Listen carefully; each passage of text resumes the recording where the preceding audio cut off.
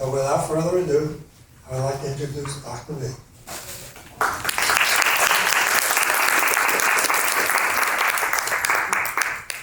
Hey guys, I'm Dr. B, Bettina Schutzbach. That's usually what will pop up on the bottles, but anyway, Dr. B is much easier. I'm part of Reed Medical Group with my colleague James Reed. Him and I met 10 years ago in Greenville, South Carolina, where we did our residency, and we just happened to connect at the right time, and I was able to, fortunately, join his group. He opened a new office in Lakewood Ranch, and so that's where I will be full-time. So I'm going to go into common lung conditions, obviously not all lung conditions, but just more common ones, COPD, asthma, and pneumonias. Let me interrupt for a moment. I'm going to ask everybody to silence their phones, because it's kind of disruptive when it goes off. I want to make sure everybody understands and recognizes where we are and what we're going to be talking about. Thank you. Thank you all. Okay. All right, common lung conditions. So we'll get into it. A little bit of rapid fire. I'll try to explain things. COPD and asthma do tend to overlap a lot. I will explain some of the differences in there. And then pneumonia definitely important as well. So November is. Okay, COPD, chronic obstructive pulmonary disease. Chronic and obstructive are two of the keys here, so we will talk about why. What is COPD? COPD is a chronic respiratory condition that happens over time progressively. Some people may have heard emphysema and chronic bronchitis as interchangeable for COPD. Those are actually processes that happen as COPD is, as part of COPD. So chronic bronchitis is the bronchioles being inflamed and with more mucus production, and then emphysema is actually alveoli destruction. The alveoli are little sacs at the end of the bronchioles that's where the air exchange is happening. So if there's destruction to this area, then you are not going to have as good of air exchange, less oxygen coming in, less CO2 going out, so very important. All of these processes happen in parallel and progressively end up with airway obstruction, which is the key, again, chronic obstruction. So risk factors, number one risk factor? Smoking, of course. Smoking, we all know that. And this does include marijuana and vaping. So, people are smoking marijuana now. It's becoming more legal in different states, but this is an important factor. Other risk factors are pollution, in factory workers, farmers, but also air pollution from our vehicles. I go to mission trips to Guatemala sometimes, and they actually do little bonfires inside their home, in their hut, to heat their home. Lots of chronic bronchitis, lots of asthma in these patients, because they have a fire right inside their home.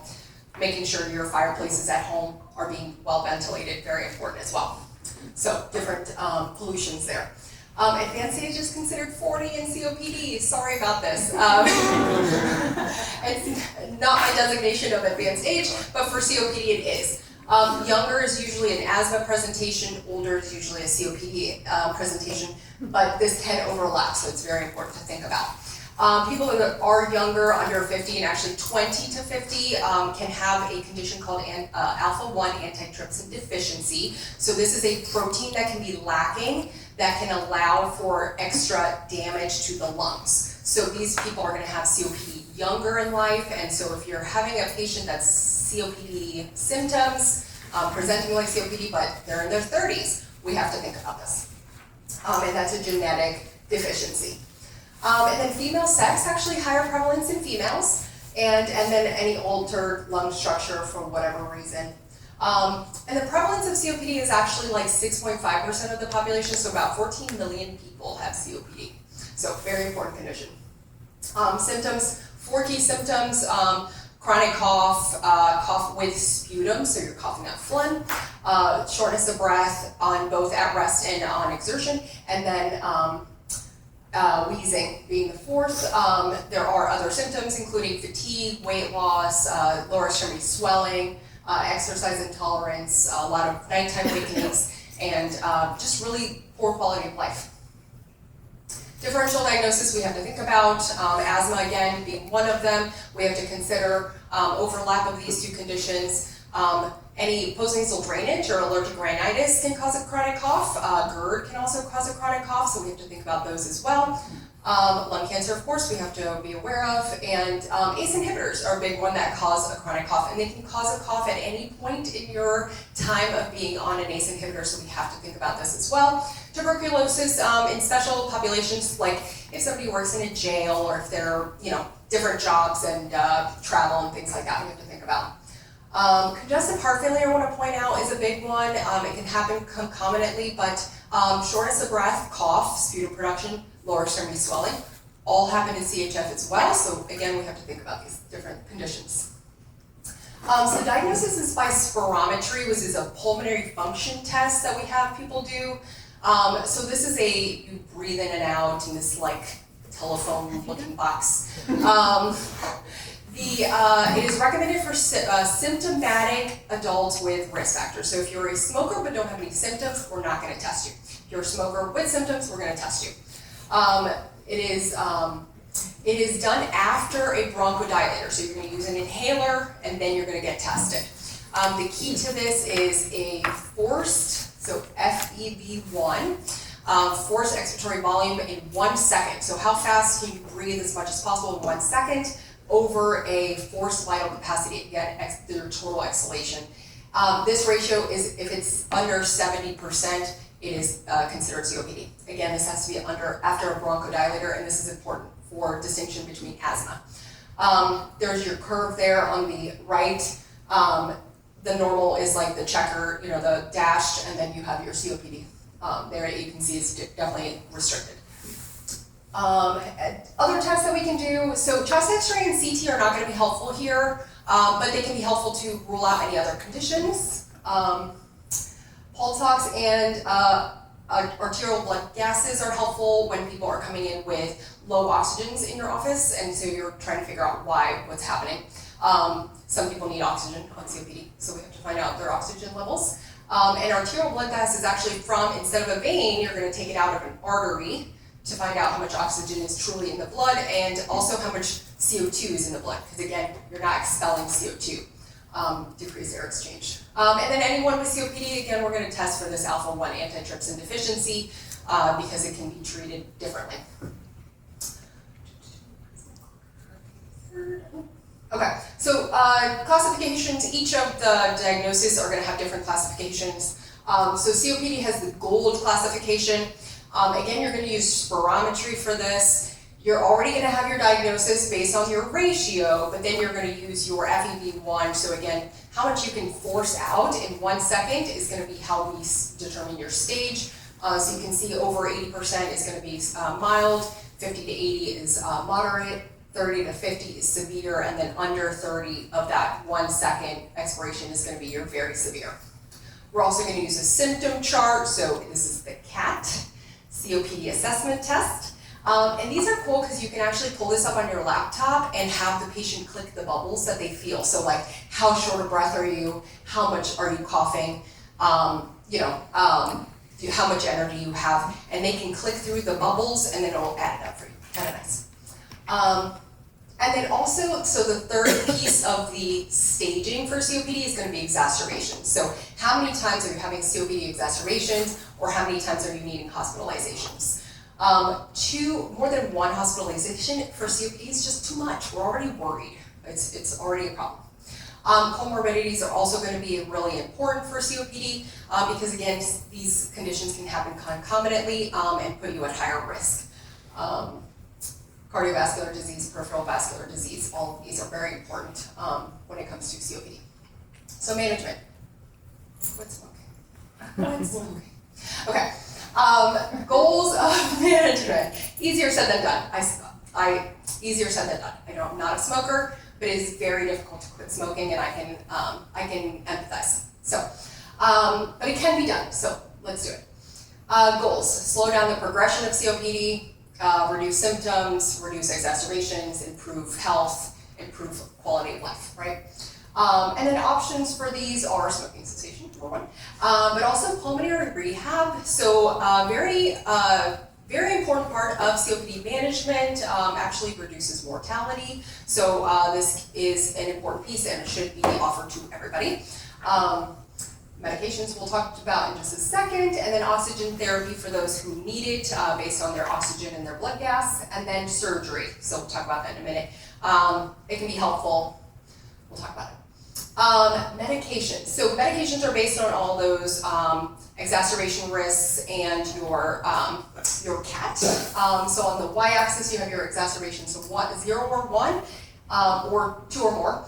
And then on your x-axis there, you're gonna have your CAT scores. So in the first, if you're not having too many symptoms, not having too many exacerbations, we can put you on 1 bronchodilator, you should be okay. More symptoms, but still not too many exacerbations, we probably will put you on a combination inhaler.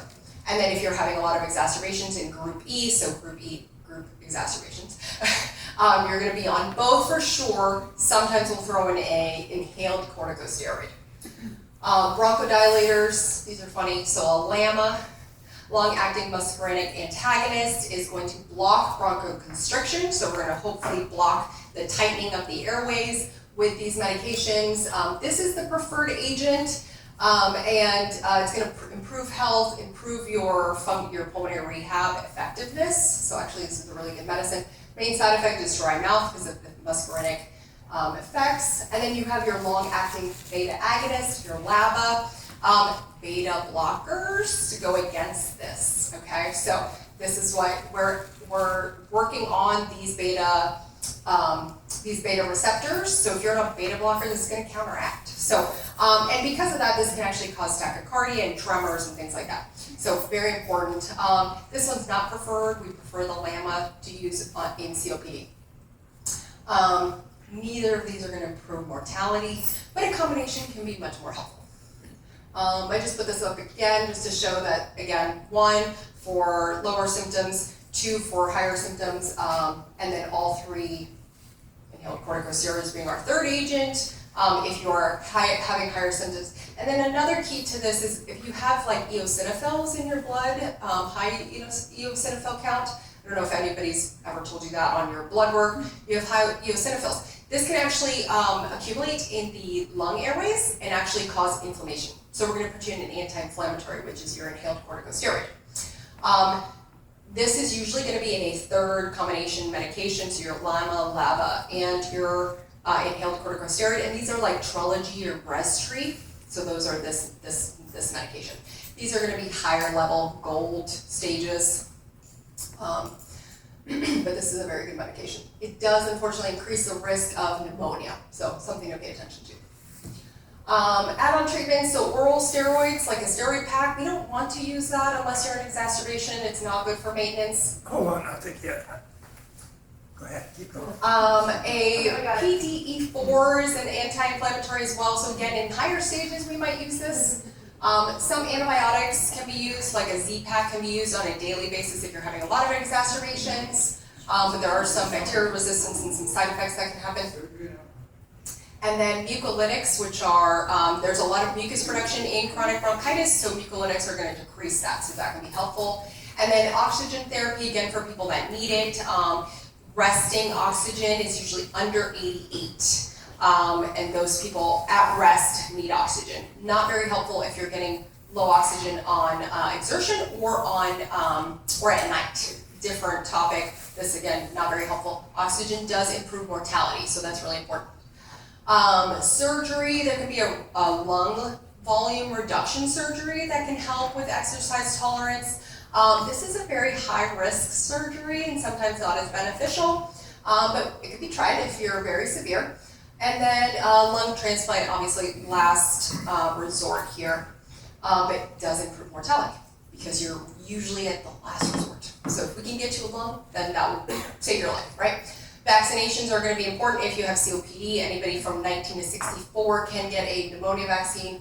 If they have COPD or risk factors, so smoking already can get you a pneumonia vaccine, and very effective, good vaccine. We'll talk about pneumonia in a minute. Annual vaccination with influenza also reduces exacerbations and mortality. So again, very important. We'll go on to asthma. So asthma, again, similar but a little bit different. So we're going to use the same inhalers, and I've got my inhaler chart. Oh. I will show you. It's laminated. Okay, so asthma. So asthma is actually bronchoconstriction again. Oh, right. Okay, thanks. Bronchoconstriction again, but inflammation is key here. So it's a little bit different. Lots of airway tightening, swelling, lots of mucus. So similar, but a little bit different. Types of asthma. So different types of asthma. Adult onset. So we might think, is this adult onset asthma or is this COPD? We have to figure it out. And we're going to figure that out by spirometry here in a second. Again, asthma, COPD overlap, exercise-induced asthma, just different things, and allergies, allergy-induced asthma. Asthma symptoms, very similar. This one has a dry cough, but also wheezing, shortness of breath, fatigue, night awakenings, chest tightness. And then triggers, lots of triggers, perfume. Anybody? Perfume, smoking, irritants, but also, any kind of upper respiratory infection will trigger asthma. Medications, again, beta blockers can trigger your asthma, again, because they are blocking that smooth muscle relaxation that we need in asthma. So beta blockers are contraindicated in asthma unless benefits outweigh the risk. And then CHF and GERD can also trigger asthma symptoms. Again, diagnosis by spirometry, but here's the key. So you are going to have reversibility with a bronchodilator. So you're going to take an inhaler, and instead of it being just as concave in COPD, this is actually going to improve, and that gives you your difference of asthma. So it should improve by your forced expiratory volume in 1 second by at least 12%, and then that will give you your asthma diagnosis. We don't worry so much about the vital force capacity here. In spirometry in asthma, because it's obviously more common in younger folks, we want to do this above age 5. Little kiddos, not easy to do. So asthma assessment is a little bit different again. We're going to do this based on your treatment and how you're responding to treatment. So we're going to send you off on an inhaler. You've got your diagnosis. We'll see you in 2 months, and we'll see how you're feeling on this inhaler. And I will say mild asthma still can have very severe reactions, so it's still going to be important to pay attention to these patients. Just because they have mild doesn't mean you send them on their way and say good luck. Okay. My clicker. So weird. Okay. There are other assessments we can do, so your asthma severity assessments. Again, for older folks, 5-year-olds really can't answer these questions, right?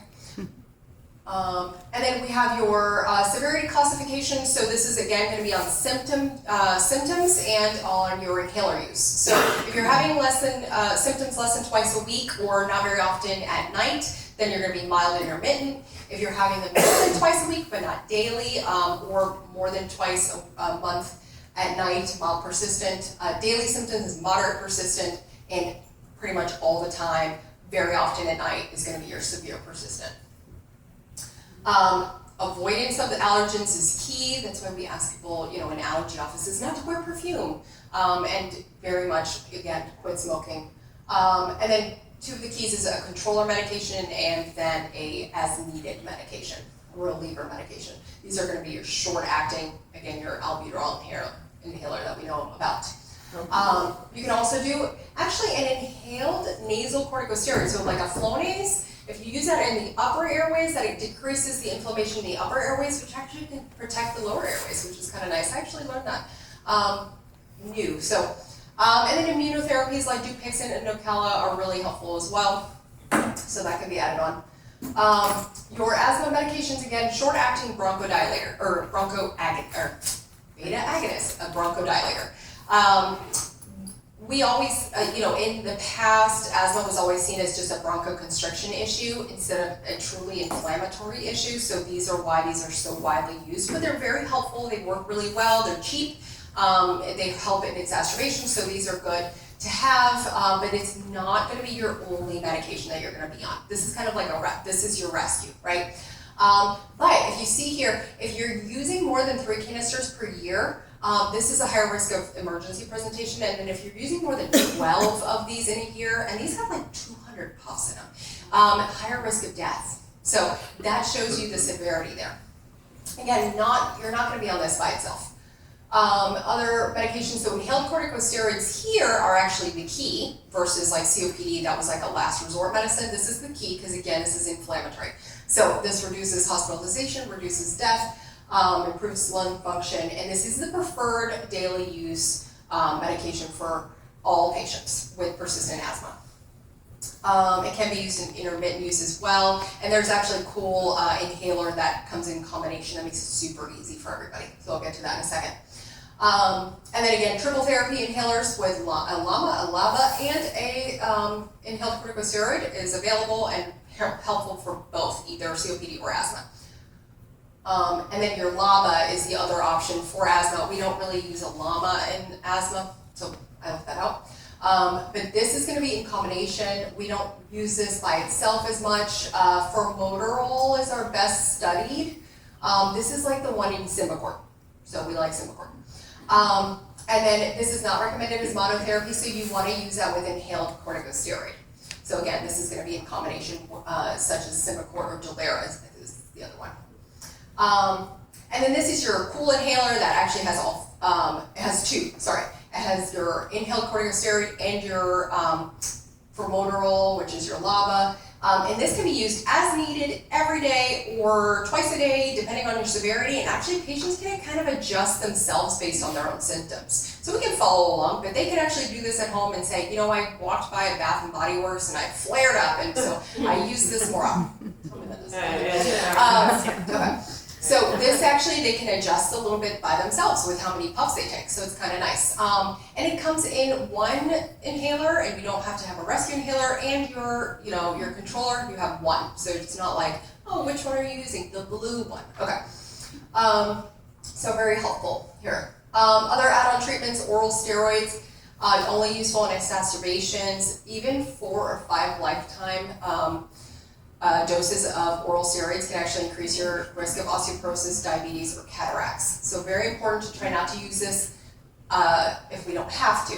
Singulair actually now has a black box warning against use in asthma with psych issues. We're actually only using this for allergic rhinitis now. And then biologics, again, like Nucala, Dupixent, these are the anticlonal antibodies, monoclonal antibodies can be useful as well, usually in later stages. So the summary is that intermittent, you're just going to use an as-needed inhaler. Mild, persistent, you're going to use an inhaler with your inhaled corticosteroid. And then moderate to severe, you're probably going to be on all three, or your smart dual inhaler.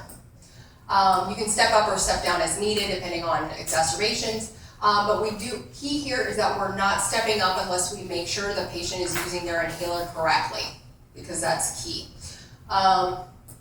These are all of your inhalers for COPD and asthma. Lots of inhalers, lots of choices. This can be very complicated for patients. And for formulary and which one's covered and all that stuff. So that's why the smart one in the blue in the middle here is a really nice option to make it easier for people.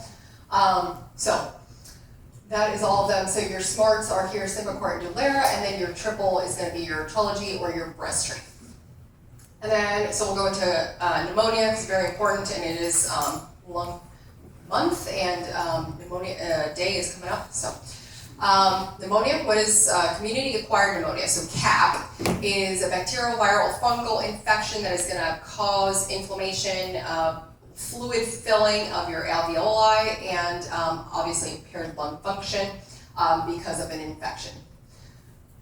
So stats, 8th leading cause of death in the US. Very old and very young are the most at risk. Very high cause of mortality in children. So, but if people that require hospitalization, 60% of these are going to be people over 65. Mortality rate is under 5 if you're outpatient, but it goes up as you are hospitalized, and 50% of those mortality rate for people in the ICU. So big important topic here. Pneumonia days, November 12th. So typical presentation, cough, sputum production, again, coughing up stuff, and then shortness of breath, chest pain, Fever, plus or minus. Some people don't have a fever at all, but that's more of an atypical presentation. And then in the exam, when we see you in the office, you're going to be breathing really fast. Your heart rate's going to be up. You're going to be you're going to be sweaty and have crackles in your lungs. Maybe have low oxygen on your pulse ox. And so an atypical presentation, this is like your walking pneumonia, so you don't have a fever, but you have this cough, you're not feeling great, you might have like a cognitive decline, so people might notice you're feeling a little bit, you're kind of acting a little bit different, or you're more lethargic, and you might have a pneumonia. Diagnosis. So diagnosis is just based on exam and history alone. We do not actually need a chest x-ray for diagnosis of pneumonia, but it can be helpful, and it can actually just confirm the diagnosis for us. So bacterial presentation is usually going to be like this picture, that you're going to have like a white area, which is right here. Black is air. So right here is your pneumonia. It's a lobular pneumonia, so it's more bacterial. And then if you have viral, it's going to be like hazy all over. This can be a false negative if you're dehydrated or for early catching this. So if you're really high suspicion for pneumonia, then you check it again in 24 to 48 hours and just make sure that diagnosis is there. And then a repeat chest x-ray is not necessary if your symptoms resolve after treatment. We don't need to go back and check if it's gone. We know it's gone. So these are common organisms, and I will go into these more based on special population, but of course, strep pneumoniae is your most common and what we vaccinate for. So, Mycoplasma, chlamydia, pneumoniae, Haemophilus, Legionella is a big one for people that are traveling on a cruise ship, in a hotel. That's a big one. There's outbreaks of these in hotels. And then less common pathogens, MRSA, gram-negatives, tuberculosis. For special populations. Pediatrics is going to be RSV is a big one, again, high mortality. And then for 5 to 18 is mycoplasma. This is your walking pneumonia. I've seen this a lot in urgent care. These get treated with a Z-Pak, they do well. And then organisms by population. So again, so if you're in a hotel or cruise ship recently in the last 2 weeks and we have a pneumonia, Legionella is a good one to treat or to test for. Bioterrorism, if we're traveling. Plague we don't see often, of course, but it's there. And then COPD, different populations are going to have different things. So that's why we ask all these questions like, where have you been in the last 2 weeks? What have you, do you drink? Do you smoke? Do you have COPD? Do you have other comorbidities? Because we're trying to like narrow down what's going on.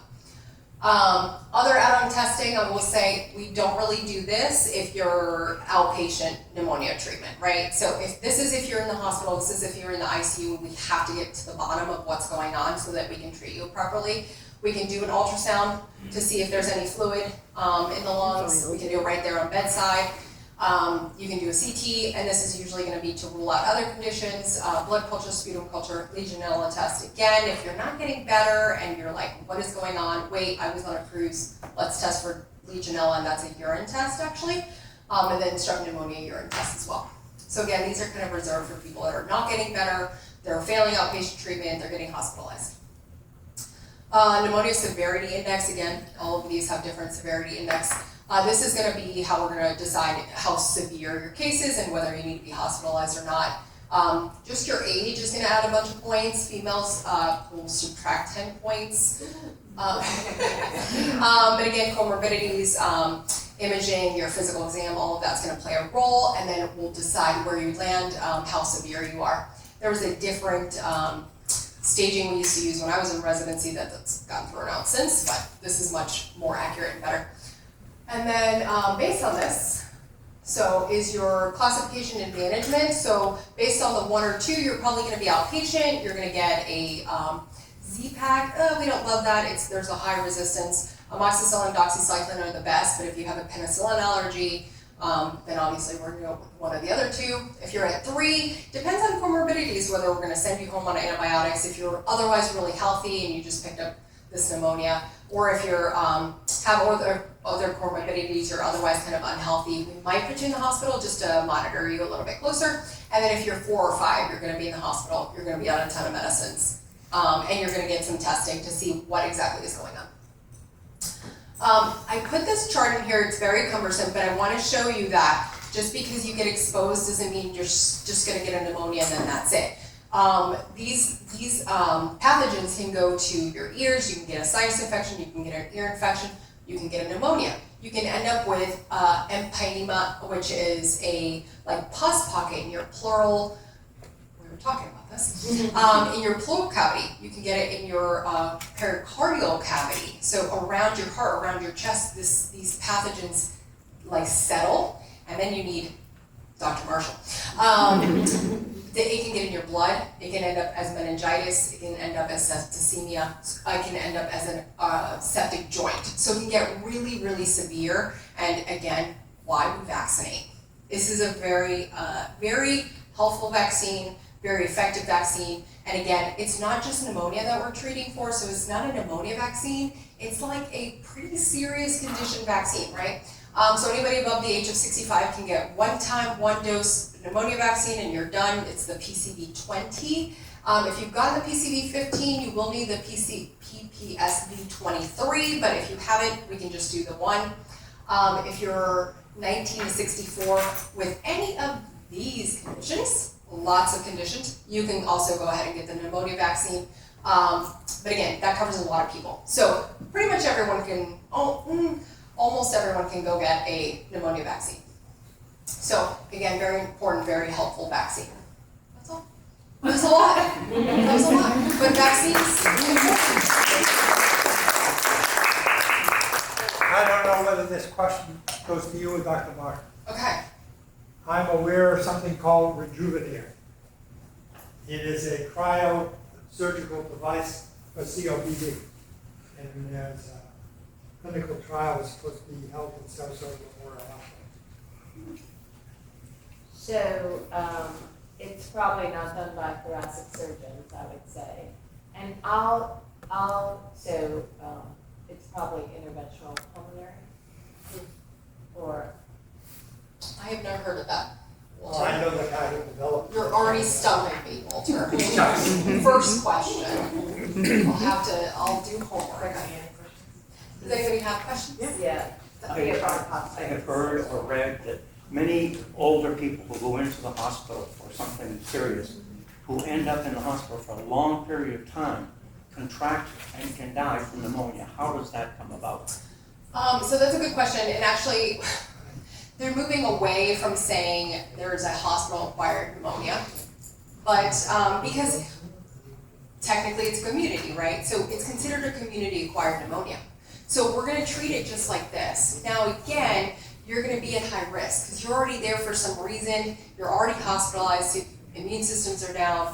There's already something going on. But it is considered a community-acquired pneumonia, and we're just going to treat it as severity indicates, right? So, but yeah, I mean, obviously that's a kind of clumped up community. So, it does put you at risk, yeah. And I'll just add to that in that if you're in the hospital and you're lying in bed, you're not up walking and deep breathing. And so you don't breathe as deeply. That leads to what's called atelectasis or partial collapse, number one. Number two, many patients don't realize it, but they may aspirate, right? So a lot of patients have reflux, and when they, I have so many patients who go, Dr. Marshall, I have this cough I can't get rid of. But what's going on is they lie flat at night or after eating and drinking, and then they get reflux and they don't wake up, and it goes usually into their right lung, and that's how they get pneumonia. And it can happen while they're actually in the hospital. And so those are other ways of getting types of pneumonia. Okay. Question regarding your pneumonia vaccines. What do you tell your patients who have had Guillain-Barré syndrome? Get the vaccine or don't? If they've already had Guillain-Barré to a vaccine, is that what you're meaning? Or to because if you get pneumonia vaccine, you only get one. So then you get Guillain-Barré, then we wouldn't need to repeat it. No, I'm sorry. Your patients who have had Guillain-Barré. So to a different vaccine? To a flu vaccine or something else? Do you tell them to get the pneumonia vaccine or the flu vaccine? What do you tell them? I mean, I've seen Guillain-Barré, and it's pretty severe and pretty bad. Tell me about it. Yeah. Have you had it? Yes. Yeah. I usually say no. I don't know if you have. I tell people if it involves a knife, I know something about it. I usually say no. But again, like if you had, was it to the flu, then I say no more flus. But if it was to the pneumonia vaccine, then we're done, so it's a moot point. So that's why I say that. But if it was to the flu, then would it potentially happen to pneumonia? Maybe, maybe not. So then it's a hard kind of joint decision making, but usually no. Guillain-Barré's pretty bad. So, yeah, good question though. Yeah. Other questions? So I'm just confused, is he saying he got Guillain-Barré from a vaccination? Is that what you're saying, sir? That you, No, I got it. I understand that 85% of the people who get it had a viral infection. I had a viral infection. Oh, okay. The other So that's 15% had a flu shot. Yeah. That's different. That's why I'm saying, that's why I was asking, like, if it was to a vaccine, then that would make a difference. Like, again, if you had a flu shot and you got Guillain-Barré from a flu shot, then I'd say, no, don't get more flu shots, because we are causing that again. It's like having it, not like having an allergy, but sort of akin to, you have an allergy, you remove the allergy, and you're not gonna eat shrimp again, right? So we're not gonna give you a flu shot again. But if it was a different cause, like a virus, again, kind of joint decision making, but then that might be okay. So, and again, we only need one, so it's a tough one. I'd rather We just- die than get it again. So that sounds like a no. I would probably be on the same boat as you. Yeah, because Guillain-Barré is really awful. So, yeah. Sure is. Yeah. So, other questions? Become a Texan.